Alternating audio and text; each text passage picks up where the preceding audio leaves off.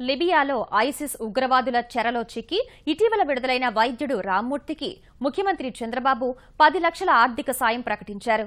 మంత్రి పల్లె రఘునాథ్ రెడ్డితో కలిసి రామ్మూర్తి కుటుంబ సభ్యులు సీఎంతో సమావేశమయ్యారు. ఐసిస్ దాడిలో రామ్మూర్తి ఎడమ భుజం దెబ్బతిందని ఆదుకోవాలని విజ్ఞప్తి చేశారు. పరిస్థితి తెలుసుకుని చలించిపోయిన ముఖ్యమంత్రి వారి కుటుంబానికి ఇల్లు మంజూరు చేశారు. రామ్మూర్తి కుమార్తె, కుమారులకు ఉద్యోగం ఇప్పిస్తామని హామీ ఇచ్చారు.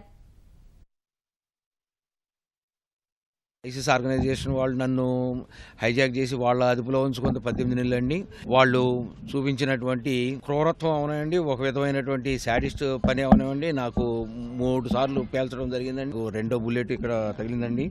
ఇది ఇంకా ఈ లెఫ్ట్ రిస్ట్లోనే ఉందండి. మన చీఫ్ మినిస్టర్ గారు చంద్రబాబు నాయుడు గారే కానీ, మన మినిస్టర్ గారు రఘునాథ్ రెడ్డి గారే కానీ, సెక్రటరీ గారు, మిగతా వాళ్ళంతా ఆఫీసర్స్ అంతా కూడాను చేసిన కృషి వల్ల నేను బ్రతికి తిరిగి రాగలిగాను.